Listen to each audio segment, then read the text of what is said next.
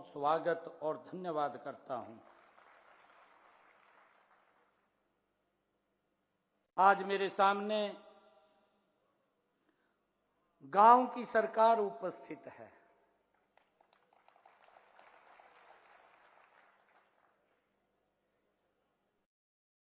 सरपंच एक इस लोकतंत्र की वो कड़ी है। हम भी सरपंच हैं, इधर बैठे हैं, आप भी सरपंच हैं।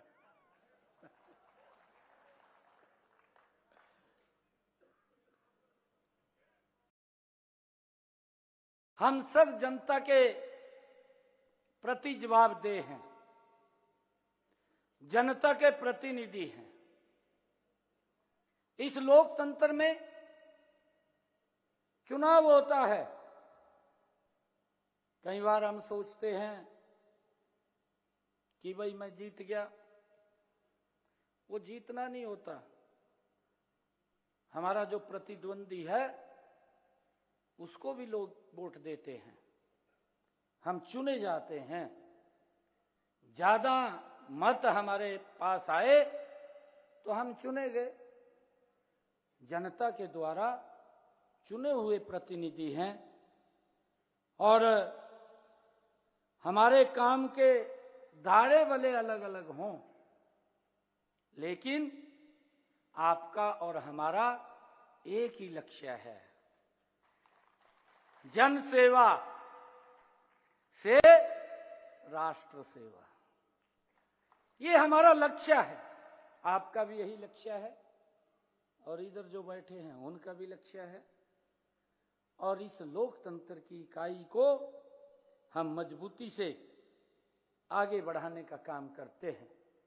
मुझे खुशी है कि गांव गरीब का जीवन आसान बनाने के लिए योजनाएं सरकार ने बनाई हैं। उन्हें आप पूरी निष्ठा से धरातल के ऊपर उतारने का काम करते हैं।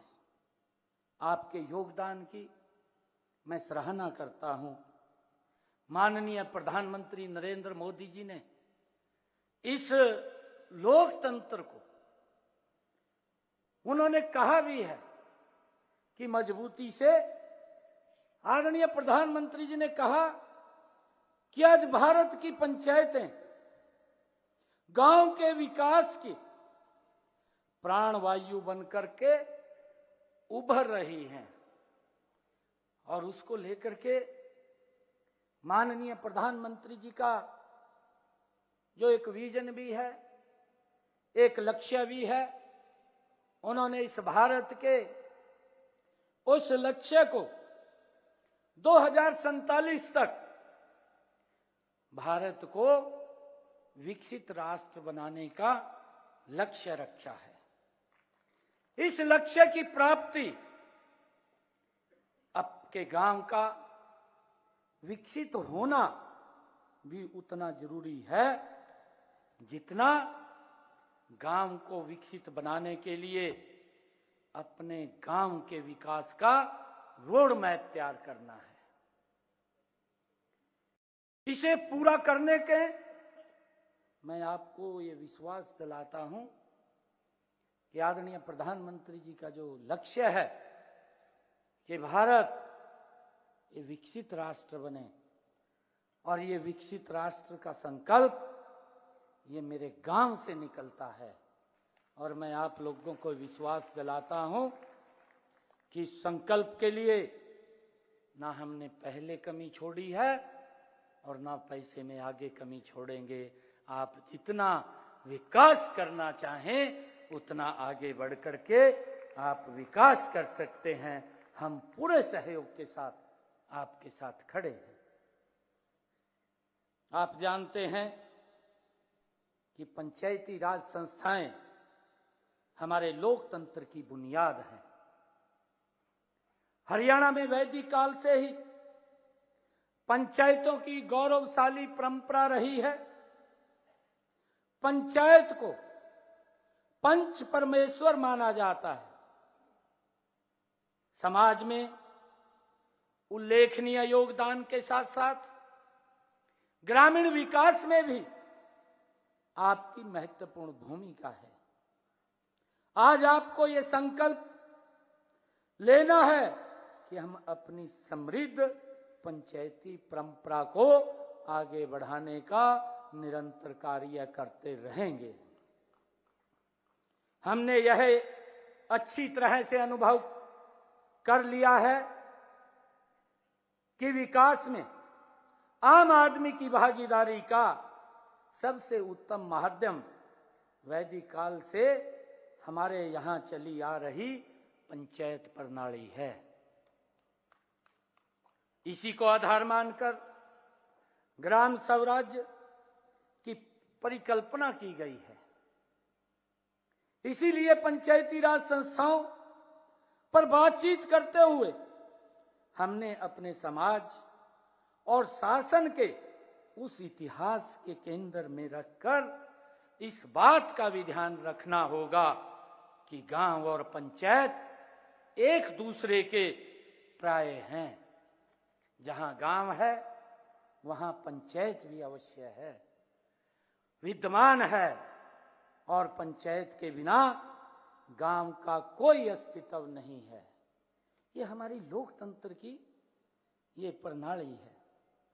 हमने सबसे पहले जो हमारी सरकार ने आकर के इसके अंदर सुधार किए हैं, एक जबरदस्त सुधार किए हैं। देखिए, हम सब गांव के प्रथम नागरिक के रूप में हम इस लोकतंत्र की मजबूत कड़ी है और हम सब मिलकर के ही आपस में सामंजस्य के साथ काम को आगे बढ़ाते हैं। हमने वर्ष 2014 में जब पहली बार प्रदेश के अंदर सत्ता संभाली, इसके कुछ महीने के बाद ही ये निर्णय लिया गया कि गांव में हमारी पढ़ी लिखी पंचायतें वो होनी चाहिए। उसका कारण था जब हम देखते थे कि जब कोई शिकायत करता था और शिकायत करके बोलता था, कोर्ट के अंदर जब उसके चक्कर काटता था हमारा सरपंच, और जब वहां जाता था तो जज के सामने खड़ा होकर के बोलता था, कहा भाई मुझे तो पता नहीं लगा, जज ने आके मेरे साइन करा लिए। ये इस प्रकार की बातें वो सुनने को मिलती थी। हमारी जो सोच थी, हमारी सरकार की सोच थी, किसी की क्या मजाल कि मेरे सरपंच के प्रति कोई उंगली उठा दे। इस सोच को लेकर के ये निर्णय करना पड़ा कि वो कोर्ट के अंदर जज के सामने ये ना कहे कि मैं तो अनपढ़ था भाई और मेरे को तो साइन करा लिए। होता भी था, जो नीचे का सेक्रेटरी है, जेई है, वो अपने तरीके से काम करता था। परंतु ये निर्णय इसीलिए लिया गया कि सरपंच को किसी प्रकार की दिक्कत ना आए, और अगर कहीं कोई साइन करने हैं तो कम से कम उसको पढ़ करके तो साइन करे कि कल इस प्रकार की दिक्कत उसके सामने ना आए। इस कारण से ये निर्णय हमारी सरकार ने लिया कि हमारे यहाँ पढ़ी लिखी पंचायत होनी चाहिए। ये आपकी भलाई के लिए लिया था कि आपको कोई उंगली ना उठाए, आपको कोई सम्मान के अंदर ठेस ना आए। उसको लेकर के हमारी सरकार ने ये निर्णय किया और उसका लाभ भी मिला है। आज पढ़ी लिखी पंचायतें हैं, तुरंत निर्णय करते हैं, आपके पास विकास की गति आगे बढ़ती है। ये हमने इसका निर्णय किया और मैं आपको बताना चाहता हूं कि हमने ग्राम विकास के बजट में भी बढ़ोतरी की। अगर मैं पिछले कार्यकाल की बात करूं, पहले की सरकारें तो गांव के साथ बड़ा अन्याय करती थी, गांव के लिए पैसे खर्च करने से बचती थी, गांव को नजरअंदाज किया जाता था, गांव के लोगों को बांट करके राजनीतिक दल अपनी दुकान चलाते थे। हमने गांव के साथ हो रहे अन्याय का समाप्त किया है। हमने गांव के विकास के लिए तिजोरी खोल दी है। मैं आपको बताना भी चाहूंगा, 2014 से पहले हम अगर ध्यान करें, 2014 से पहले पंचायतों के लिए राज्य वित्त आयोग का अनुदान वो 600 करोड़ रुपए था। 7,500 पंचायतें, 600 करोड़ रुपया विकास के लिए पंचायतों को दिया जाना, ये गांव के लिए अन्याय था। गांव विकास की गति के ऊपर आगे नहीं बढ़ सकता था, परंतु इस सिस्टम को बदला और इस सिस्टम को बदल करके मैं धन्यवाद देना चाहूंगा अटल बिहारी वाजपेयी जी को, मैं धन्यवाद देना चाहूंगा नरेंद्र मोदी जी को। भाइयों, जब पहले ये पैसा गांव के ऊपर बजट का 40% खर्च होता था, शहर में 60% होता था, उस पीड़ा को, गांव की पीड़ा को, जब हम ये बात बोलते थे कि ये देश की आत्मा, ये इस भारत की आत्मा, ये गांव के अंदर बसती है, जब गांव में भारत की आत्मा बसती है तो उसके ऊपर खर्च होने वाला पैसा भी वो 40% नहीं, उसके उल्टा कर दिया कि वो 60% खर्च होगा और उसका बजट बढ़ाने का काम ये हमारी सरकार ने किया है।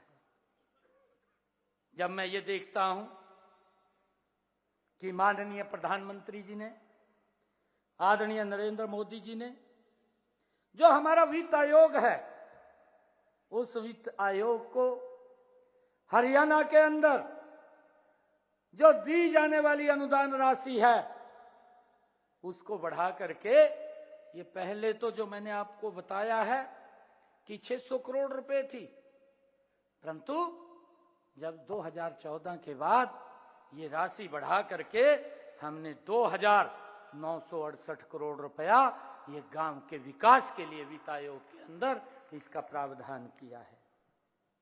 यही नहीं, हमने इस वित्त वर्ष के बजट में भी ग्रामीण क्षेत्रों के विकास के लिए 7,276 करोड़ रुपया आवंटित किया है, जबकि हमारे से पहले की सरकारें, अगर हम 2013-14 की बात करें, मात्र 1898 करोड़ रुपया की राशि आवंटित थी, 1898 करोड़ रुपए की, और आज नरेंद्र मोदी जी ने उसको बढ़ा करके 7,276 करोड़ रुपया ये ग्रामीण विकास के लिए ये बजट का आवंटन किया है।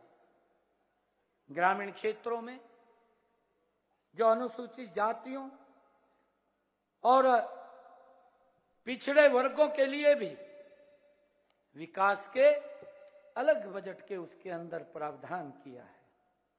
मैं आज आपको कुछ और शक्तियों की, जो हमारे महिपाल डांडा जी ने बात की है कि लगातार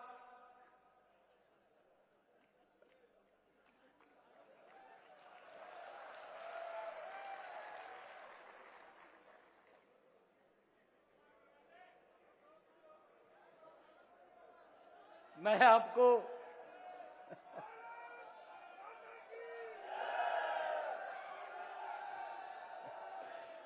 आपको एक और बात बताना चाहता हूं।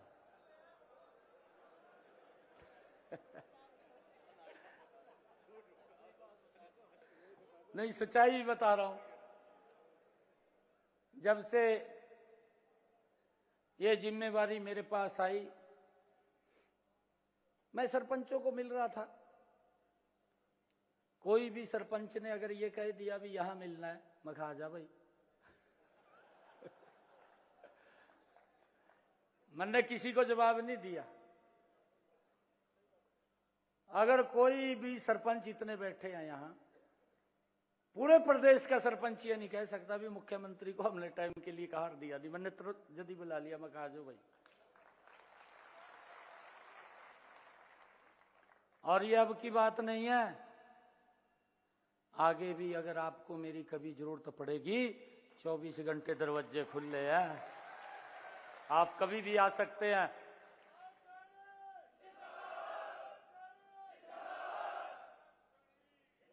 हमारी सरकार का ध्येय है कि हमने विकास के कार्य करने हैं और उसको लेकर के हमारी सरकार काम कर रही है। मैं अधिकारियों से भी बैठा हूं इतने समय के अंदर, चाहे कोड ऑफ कंडक्ट लग रहा था, मैं अधिकारियों के साथ भी बैठा हूं। मैंने अधिकारियों के साथ सरपंचों को और ठेकेदारों की भी बैठक कराई है, उसके अंदर भी बैठे हैं। फिर मैं एक दिन स्वयं भी बैठा हूं, मैंने कहा मैं भी समझ लूं, मैं क्या दिक्कत है रिया।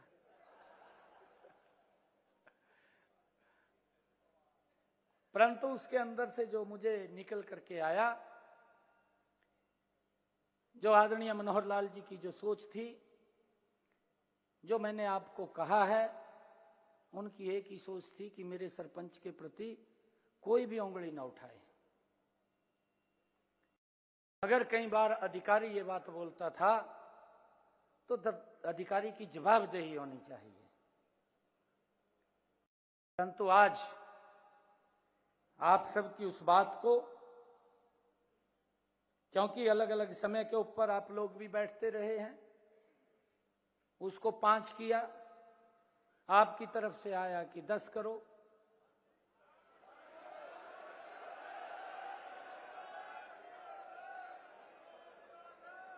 मैं बात सुना रहा हूं, मैं बात सुना रहा हूं।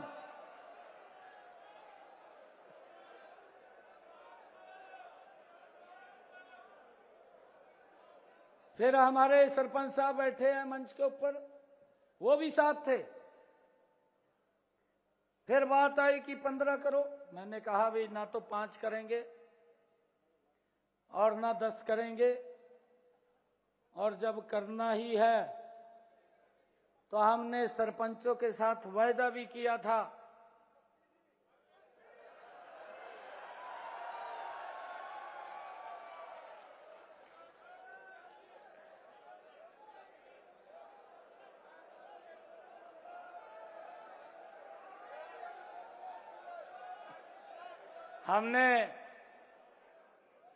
हमने सरपंचों के साथ आपकी समस्या को समझा है, ऐसा नहीं है। और आने वाले समय के अंदर आज मैं कई इसके सुधार करने वाला हूं। हमने कहा है कि हम पूरा सुधार करेंगे, आप सुनना, एक एक बात को सुनना। परंतु मैं सबसे पहले, फिर अंत में ये बात आई कि भाई इसको पूरा कर दो जो पीछे चल रहा था। परंतु मैंने एक निर्णय लिया है, क्योंकि हमारी संस्कृति है, हमारे संस्कार भी हैं, हमने ये निर्णय लिया है कि सरपंच अब अपनी मर्जी से 21 लाख रुपए के काम करा सकता है।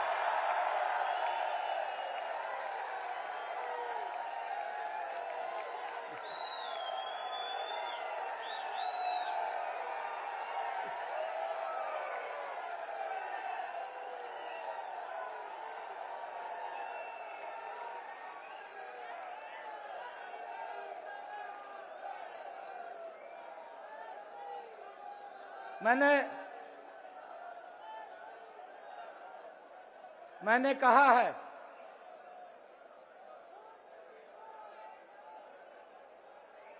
मैंने अधिकारियों को भी कहा था,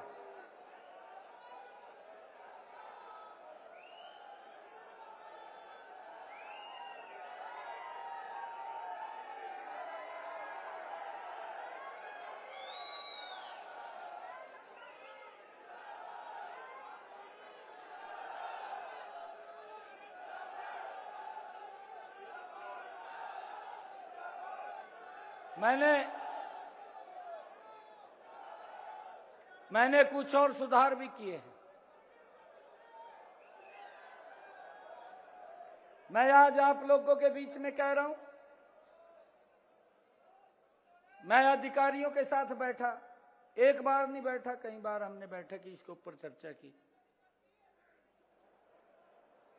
मैंने अधिकारियों को कहा कि आप जल्दी सुधार कर दें, नहीं तो हम कर देंगे।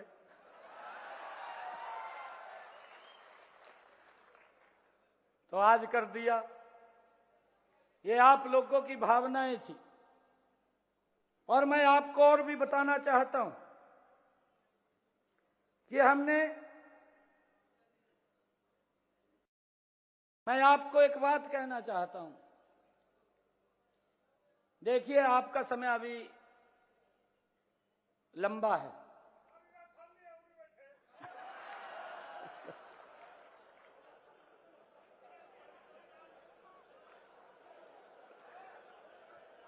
परंतु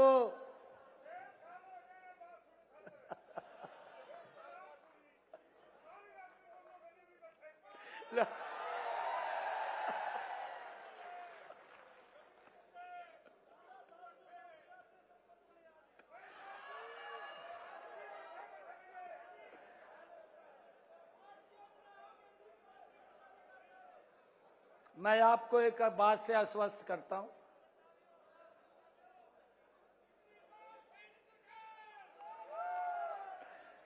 मैं आपको एक बात से आश्वस्त करता हूं, क्योंकि कोड ऑफ कंडक्ट लगने में 2 महीने बकाया है। आप मजबूती से अपना एस्टीमेट बनाएं, पैसे की कोई कमी नहीं है। मैं फिर कह रहा हूं आपको,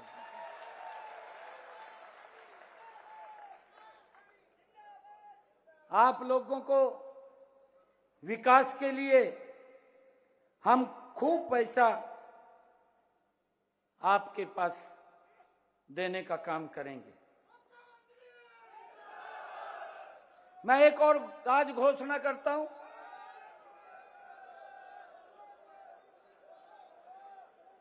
आज एक और घोषणा करता हूं कि हम सब के सामने एक और बड़ी समस्या आती थी। कोई आप विकास के काम कर रहे हैं, आपने वहां पर मिट्टी का भर्त करना है,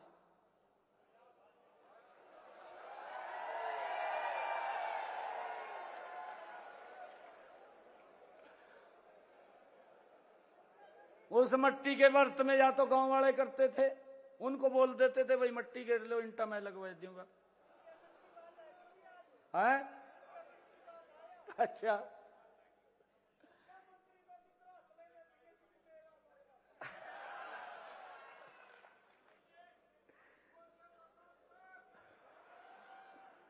हमने आज ये निर्णय किया है कि आप अगर मिट्टी की उस भर्त के लागत का एस्टीमेट अलग से बनाएंगे, वो भी सरकार देगी।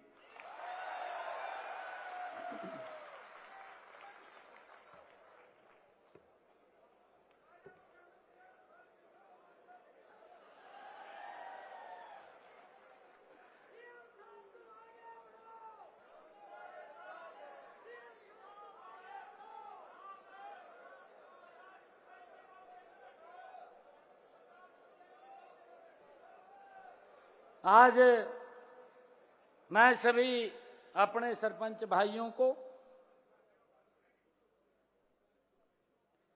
क्योंकि आपकी एक ये भी शिकायत थी, मैंने सारी उनको समझा है, देखा है।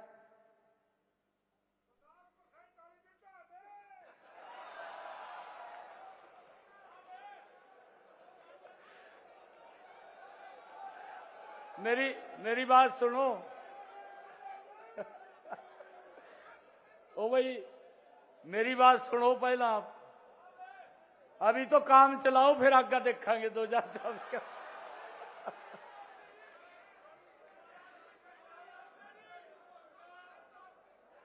मैं एक और मैं 1 मिनट जी, मैं बता दूं आपको, मैं भी बता रहा हूं ना, बता रहा हूं, बैठ जा जो समस्या आती थी।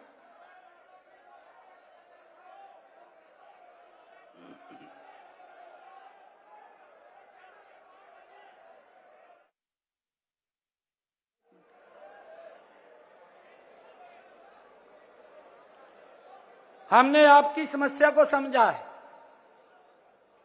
और समझ करके उसका निर्णय किया है। मैं अभी आपको बता रहा था कि हमारे सरपंच भाइयों के सामने एक ये बड़ी शिकायत रहती थी कि जेई कई कई महीने तक एस्टीमेट नहीं बनाता, इससे काम में भी देरी होती थी। हम अब HEW पोर्टल पर ऐसी व्यवस्था कर रहे हैं कि अगर हमारे सरपंच ने जिस दिन रेजुलेशन पंचायत का पास किया उसके 10 दिन के अंदर वो ऑटोमेटिक जेई की जिम्मेवारी बन जाएगी कि उसका एस्टीमेट बनाना और उसका अपलोड करना। अगर 10 दिन से 11वां दिन हो गया, मैंने बता दिया, मैं कहा अगर किसी भी सरपंच ने आकर मेरे को ये कह दिया अभी 11वां दिन हो गया, बत्ते निराला फिर काम खराब हुआ, मैं कहा फिर मैं कुछ नहीं कर पाऊंगा।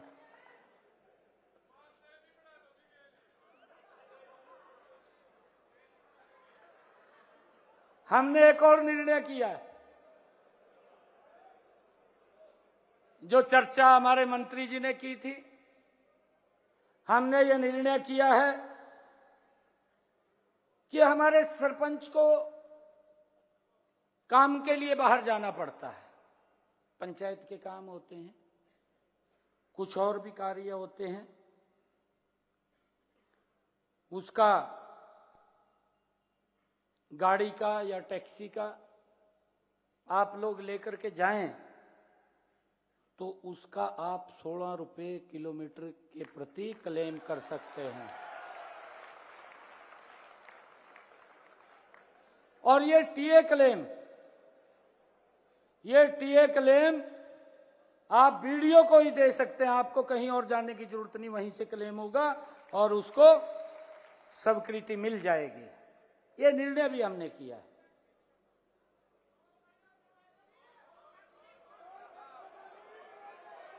आपकी एक और समस्या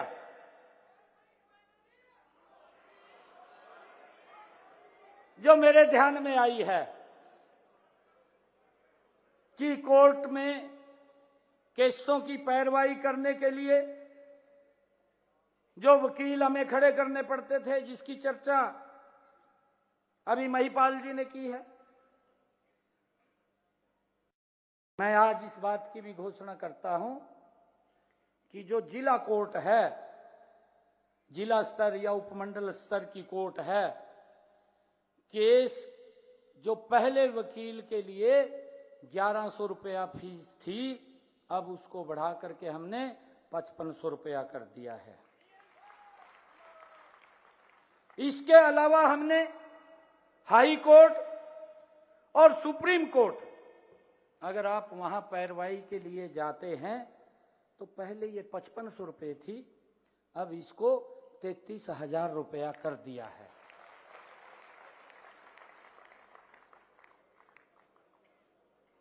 हमने ये भी निर्णय लिया है कि जो राज्य स्तरीय कार्यक्रम हैं, इब गांव में कार्यक्रम होता था, गांव के अंदर कार्यक्रम हो रहा, राज्य स्तरीय सरपंच को पूछते नहीं थे। हमने उस प्रोटोकॉल के अंदर सरपंच को भी ला करके खड़ा कर दिया है कि अगर गांव में कार्यक्रम हो रहा है तो उसका स्थान एसपी और डीसी के साथ होगा।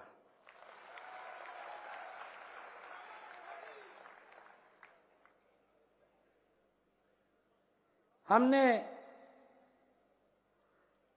ब्लॉक समिति का चेयरमैन है, उसको एडीसी सीजीएम के प्रोटोकॉल के बराबर रखा है। और अभी बात कर रहे थे, हमारी सभी पंचायतें कंप्यूटरीकृत हों, आपको कोई दिक्कत समस्या ना हो, उसके लिए हमने 3000 कंप्यूटर ऑपरेटर नियुक्त किए हैं।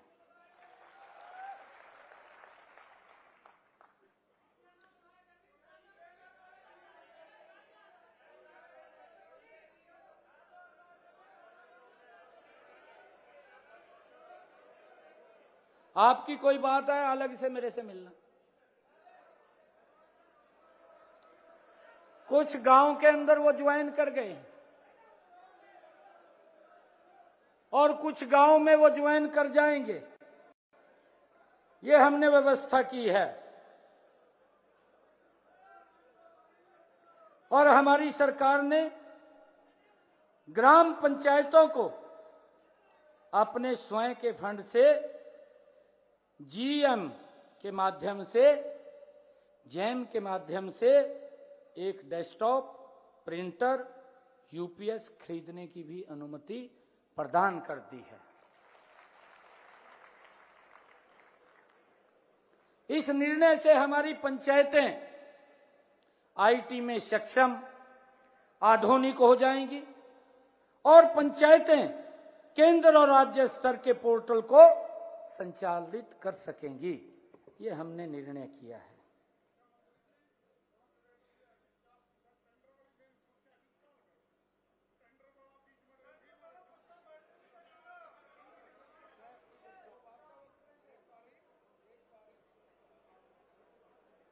सरपंचों को एक और समस्या ये आ रही थी कि जो छोटे ठेकेदार हैं, जो HCW पोर्टल पर पंजीकृत नहीं है, काम तो काफी ज्यादा ले लेते थे लेकिन उसे समय पर नहीं करते थे, दिक्कत आती थी। इससे गांव के विकास कार्यों में बाधा पड़ती थी। हमने अब निर्णय किया है कि जो अपंजीकृत ठेकेदार है, अब 1 वर्ष में वो 50 लाख रुपए के कार्य कर सकेगा। अगर वो काम ठीक करता है, अगर वो काम ठीक करता है और उसकी रिपोर्ट ठीक आएगी, वो पैरामीटर पे पूरा उतरेगा, तो उसके आगे 1 करोड़ रुपए के कार्य भी देने का निर्णय हमने किया है। इस समय जो पंचायत के खाते में ग्रांट की राशि जाते ही सरपंच के मोबाइल पर एसएमएस आ जाता है, आता है नहीं आता?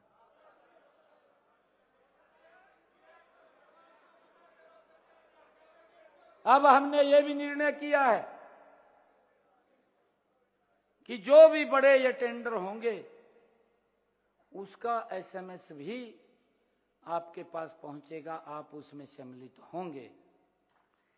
ये भी निर्णय हमने किया है। आप सब पंचायतों में लगाए जा रहे टेंडर HCW पोर्टल पर देख सकते हैं। इसके लिए सरपंच का लॉगिन HCW पोर्टल पर भी बनवाया गया है। आपका लॉगिन भी वहां पर हमने क्रिएट करवा दिया है, सभी सरपंचों का हो गया है वो। आप उसकी जानकारी HCW पोर्टल से आप ले सकते हैं, क्या क्या काम है, उसका OTP आएगा, OTP से आप लॉगिन कर जाएंगे अपने उसके अंदर। हमने ये भी निर्णय किया है कि पंचायतों की आर्थिक स्थिति मजबूत करने के लिए स्टाम्प ड्यूटी में शेयर और बिजली खपत पर लगने वाला 2% बिजली दर सीधे पंचायत के खाते में जाएगी। इसकी व्यवस्था की है। पहले इसकी प्रक्रिया जटिल थी, पैसा समय पर नहीं पहुंचता था। अब हमने ऐसा सिस्टम बनाएंगे कि हर 2 माह में पंचायत के खाते में पैसा आ जाएगा और उसकी जानकारी एसएमएस से आप तक पहुंच जाएगी।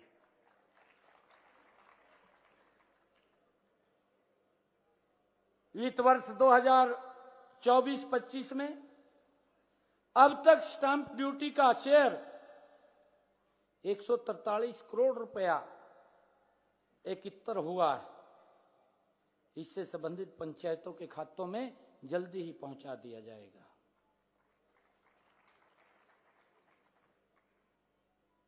दो 2% जो बिजली का था 157 करोड़ रुपया वो हमने पिछले दिनों में आपके पास भेजा है। अब हमने एक और निर्णय किया है कि गांव में पेयजल व्यवस्था का काम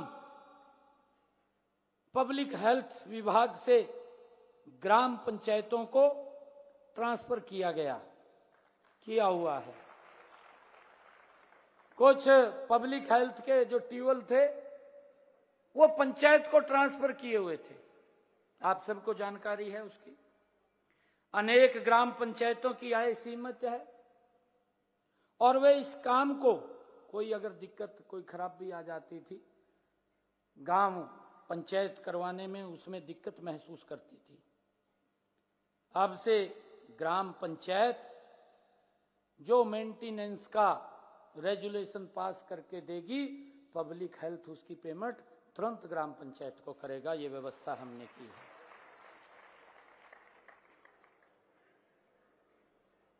अभी ग्राम पंचायत द्वारा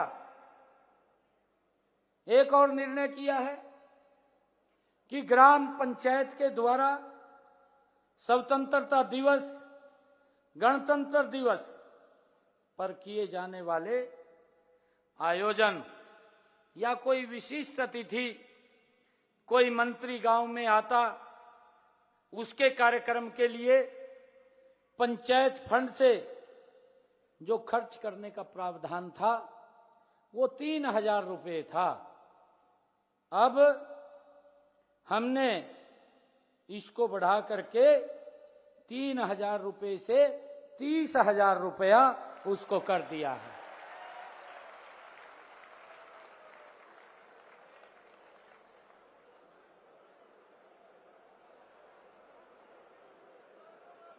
इसी प्रकार हमने राष्ट्रीय ध्वज खरीदने के लिए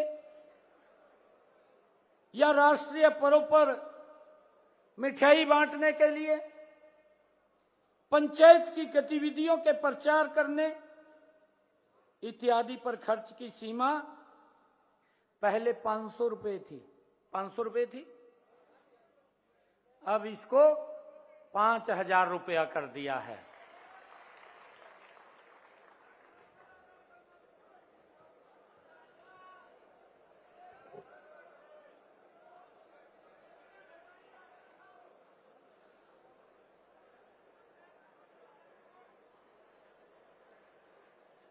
इससे पहले हमने आपको बड़ी प्रशासनिक और वित्तीय शक्तियां प्रदान की हैं। हमने पंचायती राज संस्थाओं को 10 प्रमुख विभागों का काम सौंपा हुआ है और विकास कार्यों के लिए ग्रांट की राशि सीधे ही पंचायतों के खाते में जमा कराई जाती है। इसके बारे में आप सब लोगों को मालूम है। सरपंच को यह शक्ति भी दी गई है कि वह ग्राम सचिव की एसीआर के ऊपर भी टिप्पणी कर सकता है।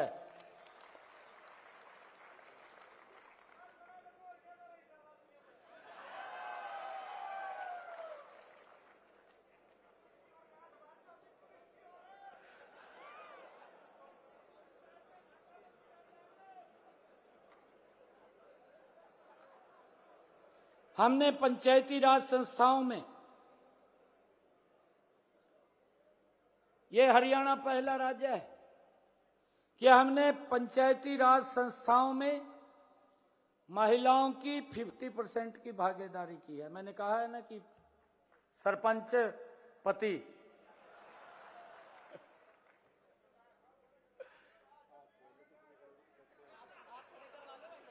अच्छा सुनीता जी कह रहे हैं कि हाथ खड़े करो जो सरपंच पतिया।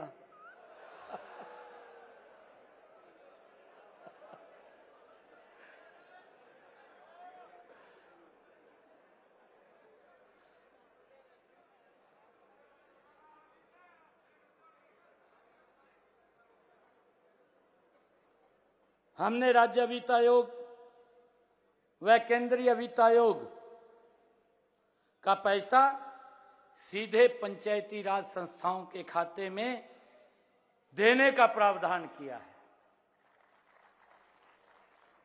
हमने यह प्रावधान भी किया है कि ग्राम सभा की साल में कम से कम 4 बैठकें आवश्यक हों, इतनी होनी चाहिए। हर बैठक में पूर्व निर्धारित एजेंडा वो होगा। इससे ग्रामीणों के विकास में गांववासियों की भागीदारी सशक्त होगी, मजबूत होगी। इसका भी निर्णय हमने किया है। पंचायती राज संस्थाओं की वित्तीय स्थिति मजबूत करने के लिए ग्रामीण क्षेत्र में संपत्ति के मूल्य के 2% के बराबर स्टाम्प शुल्क का अधिभार लगाया गया है। इससे एकत्र राजस्व 1% जिला परिषद व पंचायत समिति तथा शेष प्रतिशत ग्राम पंचायतों को दिया जाएगा। हमने विकास कार्यों में गुणवत्ता सुनिश्चित करने, पारदर्शिता लाने, भ्रष्टाचार को खत्म करने के लिए सोशल ऑडिट की अवधारणा को अपनाया है, ताकि कोई व्यक्ति ये ना कह सके भाई यहाँ पर गलत काम हुआ है या ये हो गया वो हो गया। उसके लिए भी हमने इसके अंदर प्रावधान किया है। मैं आज आप सबको आज इस मौके के ऊपर सभी को बहुत बहुत बधाई भी देता हूं। और अंत में मैं इस राज्य स्तरीय सम्मेलन में आए हुए सभी सरपंचों का, सभी पंचों का पुनः स्वागत करता हूं।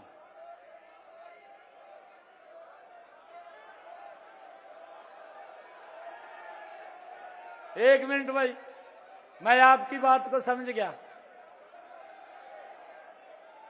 एक मिनट बैठ जाओ, बैठ जाओ भी।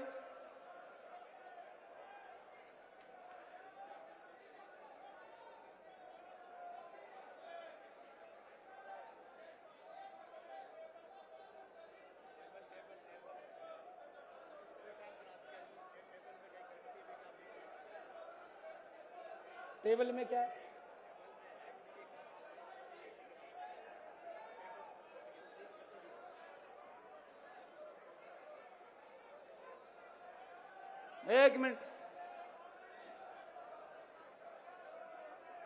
एक मिनट बैठ जाओ भाई, बैठ जाओ। इतनी देर के बैठे हैं।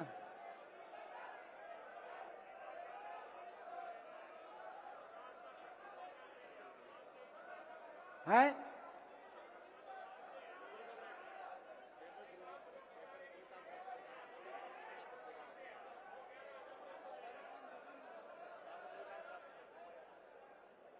नहीं करा सकेंगे।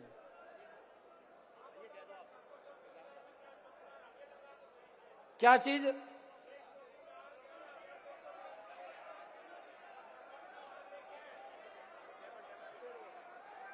आज आपने जो चौकीदारों की बात की है, जो सफाई कर्मचारियों की बात की है, आज सुबह ही हमने निर्णय किया है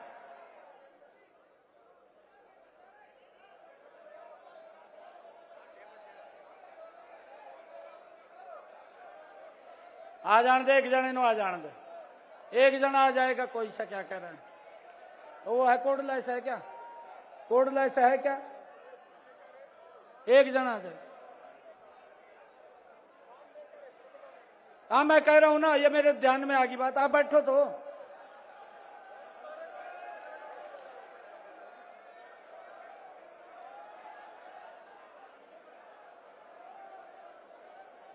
एक मिनट बैठ जाओ, एक मिनट बैठ जाओ।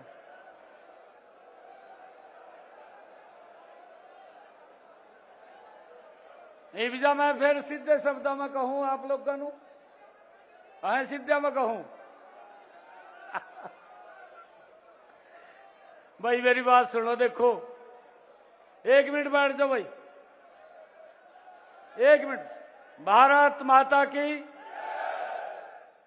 एक मिनट भाई, मैं अंतिम बात कह रहा। बैठ जाओ भी। भारत माता की। भाई सारा आज जो करवावांगे, कल वास्ता नहीं छोड़ रहे क्या कुछ?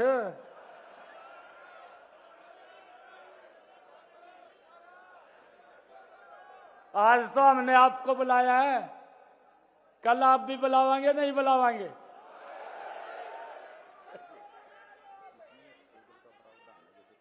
वो बाद में करेंगे।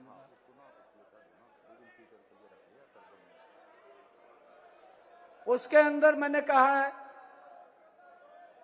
आज तो मैंने अपनी तरफ से आप लोगों को काम करने के बारे में बताया, आप बताएंगे, आपका एजेंडा भी होगा, भाई भैया भी कर दो। फिर जब आप बुलावांगे तो करांगे नहीं क्या? करांगे नहीं करांगे? फिर आप ऐसे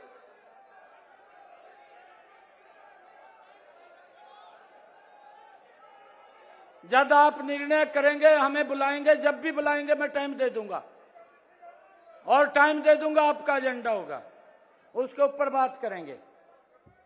और मैंने आज ये निर्णय किया है, सुबह एक और निर्णय किया है आज, कि जो हमारे ग्रामीण क्षेत्र के सफाई कर्मचारी हैं, उनको अब 16,000 रुपए मानदेय मिलेगा। ये भी निर्णय किया है आज।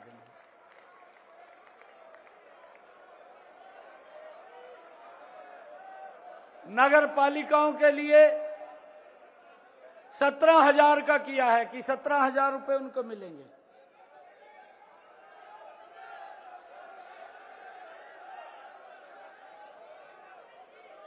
भारत माता की, भारत माता की। भाई एक बारी ध्यान से सुन लो बात मेरी, बात तो सुनो ना। एक मिनट बैठ जाओ। मैंने सारी बात आप लोगों के बीच में कर दिया, ये गेंद आपके पाले में है।